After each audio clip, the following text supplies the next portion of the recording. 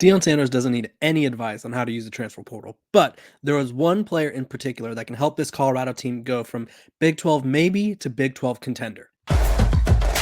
You are Locked On Buffs, your daily podcast on the Colorado Buffaloes. Part of the Locked On Podcast Network, your team every day.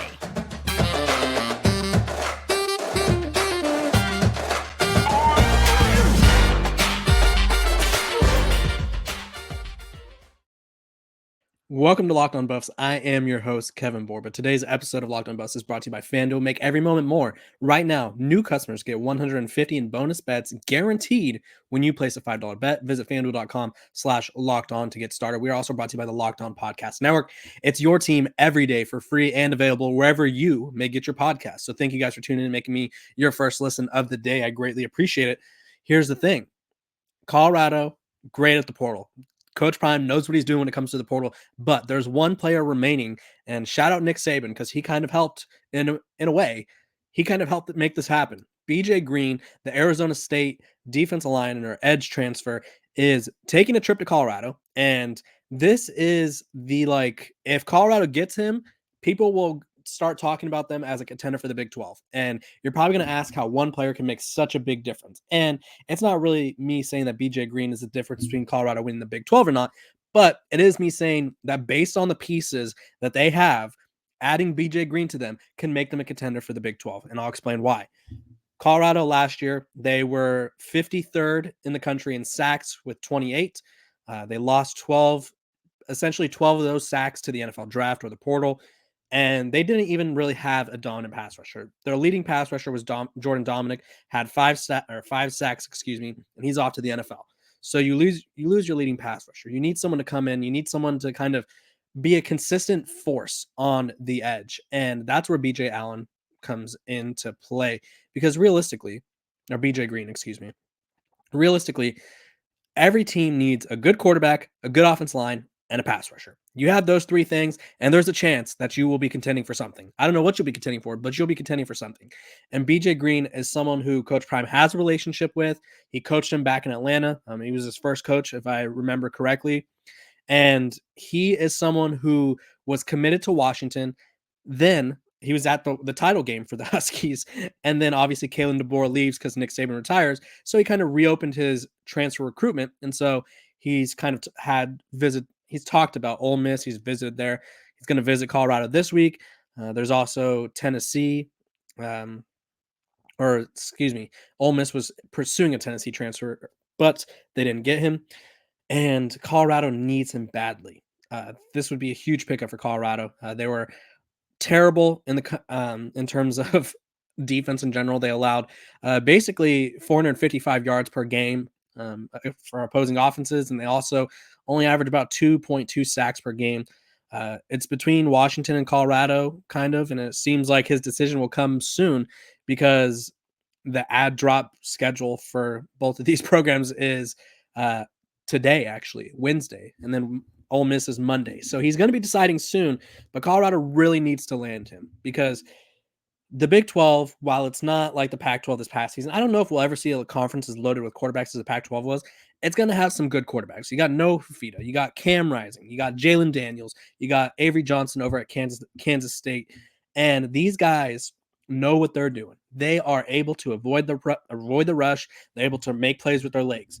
The thing that hurt Colorado last season was anytime they had momentum, it seemed like quarterbacks would find ways to hurt them. You had a guy like BJ Green who could contain quarterbacks, who could add more pressure. And even if he's not throwing up the amazing stats that he had this past season, which he had 39 tackles and 11.5 tackles for a loss, 6 sacks, he was second team all Pac-12. Even if he does half of that, his presence alone will help other people eat. He's going to help Quincy Wiggins pop off. He's going to help Levante Bentley maybe get some pressure off the edge or whatever it may be, or from the linebacker spot. Maybe Trevor Woods sneaks in for a sack. If you look at his PFF grades and all that jazz, he has a pass rushing grade of 83.4. If you look at Colorado as a whole, let me pull that up real quick. They did not have that same success. Let's just call it that. We'll just say it like that. Colorado had realistically, just a second, please. technology. You hate to see it. Colorado's best grade was 62.8. So, and that was Taj Alston, excuse me. Jordan Dominic had a 53.3, or excuse me, Taj Austin had a 68.4, Jordan Dominic 69.4, Derek McLennan 62.6. So all of those guys serviceable, weren't really what Colorado needed at that position. And you get a guy like BJ Green who comes in and he's double the pass. He creates more pass rush just by being there.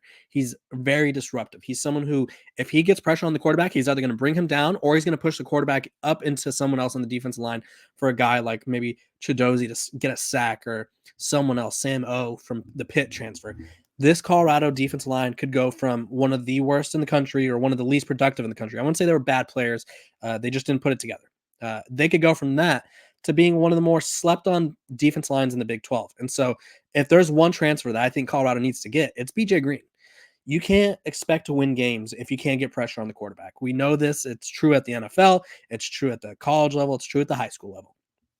If you have a defense line that gives quarterbacks ample time to throw, every quarterback looks good against a defense line that can't get pressure on them. It's true.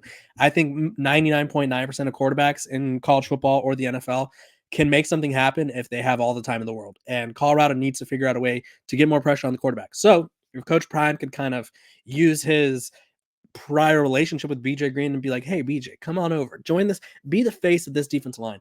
This Colorado team will go from Big 12 kind of like, oh, what are they going to be, to look out for Colorado. Because other teams have lost players. Colorado's made a lot of additions, as have these other teams, but Utah lost their best pass rusher. Jonah Ellis is off to the NFL. Arizona, they've lost a few guys. One of the guys that they landed from Colorado was Taylor Upshaw. Now imagine this Colorado defense with Taylor Upshaw, because he was leading the Pac-12 in sacks at one point. I think he ended up leading them in sacks in general.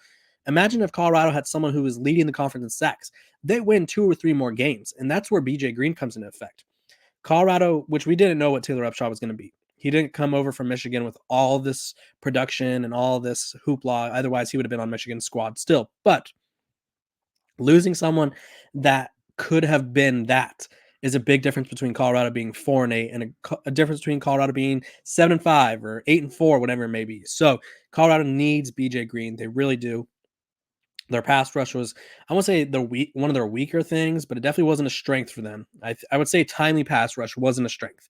Quarterbacks took advantage when they had the opportunity, and obviously the less time you give quarterbacks, the more plays your defense can make. And this Colorado defense, they have a chance to make some plays this upcoming season. This episode of Locked On Buffs is brought to you by our sponsors over at FanDuel. The NFL regular season is wrapping up, but there's still time to get in on the action with FanDuel, America's #1 sportsbook. Right now, new customers can get $150 in bonus bets guaranteed when you place a $5 bet. That's $150 in bonus bets, win or lose.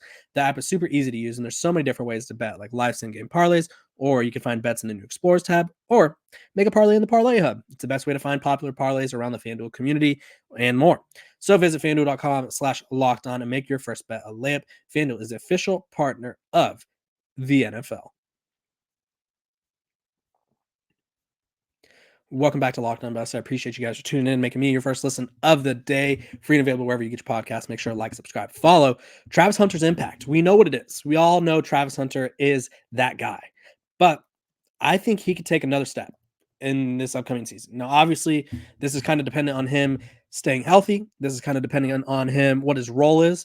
I, for one, am someone who thinks his role on offense should be a little bit smaller, but I understand if they choose not to do that, because he's obviously such a playmaker. It's like Shedeur loves to throw to him. I think realistically, if Shedeur could throw the ball to him 30 times a game, he would. I don't doubt that by any means. But Travis Hunter was named as a ESPN's way too early All-American team for this upcoming season. And a lot of people are kind of like questioning what to make of Travis Hunter. They all know he's good, but it's like, what is next for Travis Hunter? What role can he have?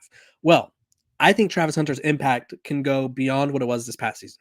Defensively, I think teams avoided him last year, and I don't expect that to change. but I expect him to be an even better leader than he was. I think Travis Hunter's a great leader. I think he's a great leader by example. They need someone to be a vocal leader. And I think he is that. I just think he could take that to the next level. Coverage wise, I would say 99.9% of the time he's really good, but there are times when he looks tired. And obviously, like Alec Iomanner from Stanford or Teteroa McMillan from Arizona, those guys got the best of him a few times.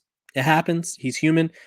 But I think for Travis to really, really take that next step and have an impact for the defense, he needs to figure out a way to kind of either clamp these bigger receivers, because both of those guys are big. And so if that's his weakness is big receivers that are athletic, I mean, welcome to the club. That's pretty much every defensive back's weakness. He needs to improve there. And this isn't me saying Travis Hunter's bad by any means. It's just those were the guys that consistently beat him, were the guys that were bigger and athletic. It happens. So he improves there. That helps out the defense in a major way, because if you throw it to Travis Hunter's direction and he doesn't allow anything, makes life difficult. When you could take down or take away a third of the field from the quarterback, makes their life hell, and nobody wants to deal with that. So that's if you can make an impact on defense, grow as a leader, improve against those big and fast guys. And honestly, that's just one of those things where it's like everyone struggles against big and fast wide receivers. There's a reason that NFL teams love their Calvin Johnson type guys or DK Metcalfs when he's not punching people and get in trouble.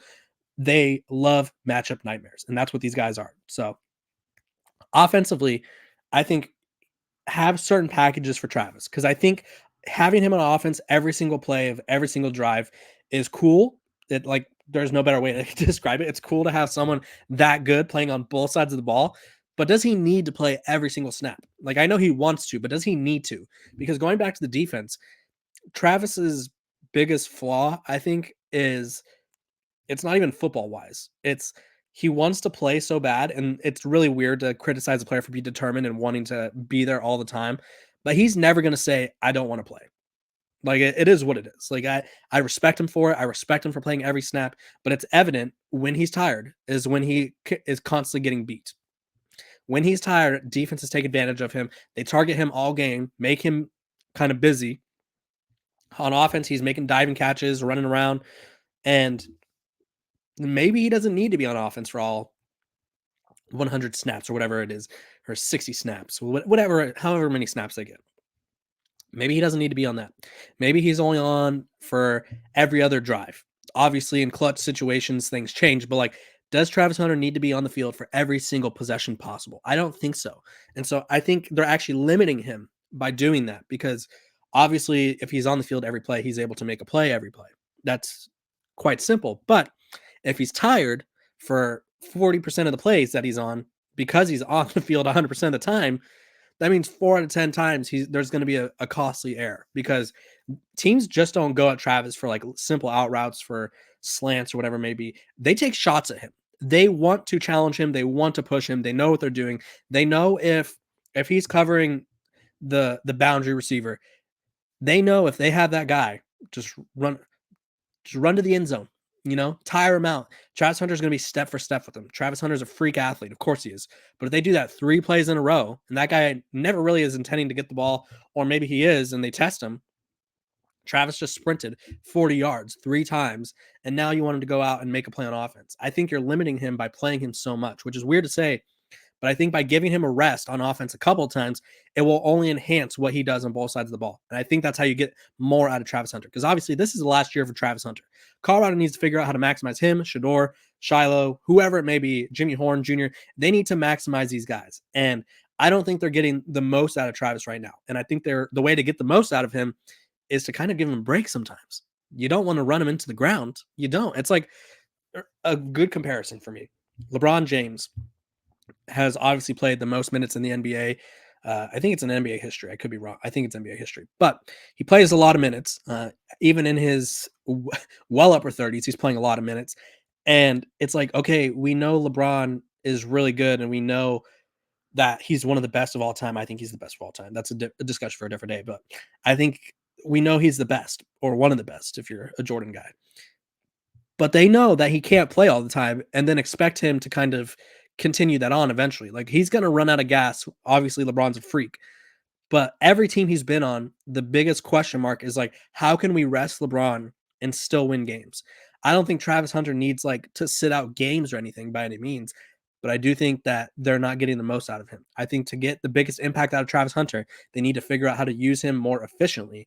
Because obviously you want to be able to take advantage of having one of the best 5 college football players in the country. And I don't know if they're doing that effectively right now. We'll see what changes, or if anything changes. Maybe it doesn't change and I'm completely wrong, but I think they could use him a little more efficiently to kind of get the most out of him. When we come back, we're going to be talking about military training and why I think that is the key to Colorado's success next season in terms of their mindset.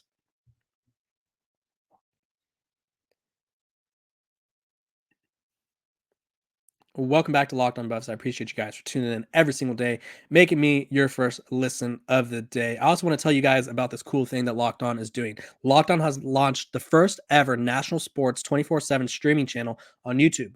Locked On Sports Today is here for you 24/7, covering the top sports stories of the day with local experts of Locked On, plus our national shows covering every league. Go to Locked On Sports Today on YouTube and subscribe to the first ever national sports 24/7 streaming channel. If you're here till the end, it'll directly take you to there, so you won't want to miss it. It's great. They got you covered on every big story. Jim Harbaugh, whatever's happening there. Deebo Samuel was just ruled out of practice today. What happens there? What does that mean for the game? They'll talk about it. What I'm going to talk about now is Colorado's military training. I'm not going to show you the video because there's some intensity and some profanity that we're not allowed to play on the airways, but Colorado last season. I'll talk about it and I'll talk about it again. I think the biggest difference that they need isn't X's and O's. I mean, there are some X's and O's, but it's not X's and O's as their biggest thing that they need to change. It is their mentality and their mentality and mindsets. Just overall selfishness, I guess. But either way, I think the thing that hurt Colorado the most was their inability to handle adversity. I think their mentality was, we are great because everyone through these first 3 weeks is telling us we're great and giving us a lot of attention. And that's cool. If I had millions of people tuning into my podcast every day, I would start to feel myself. I would not lie to you. I would change. I would be wearing gold chains. I would be wearing fancier clothing. I'd be in designer clothing all the time. It happens, when everyone's watching you, when LeBron James, when Samuel L. Jackson, when Offset, Quavo, The Rock, whoever it may be, famous people, Terrell Owens, Michael Irvin, all these people are gassing you up. And then all of a sudden bad things start to happen. You're like, but all those famous people said we're really good. So like, what is the problem?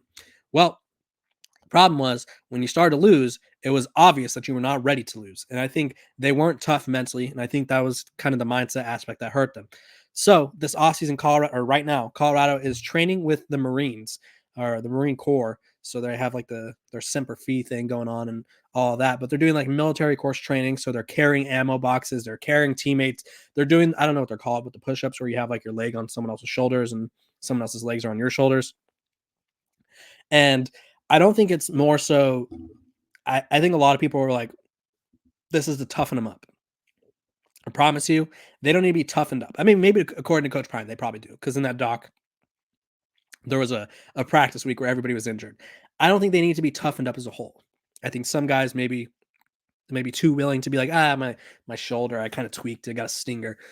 But I do think they're toughening up their mindset. And I think the biggest challenge for Colorado last season was their mindset. Now, obviously, again, I'm not going to deny that there wasn't on the field things that kind of hurt them.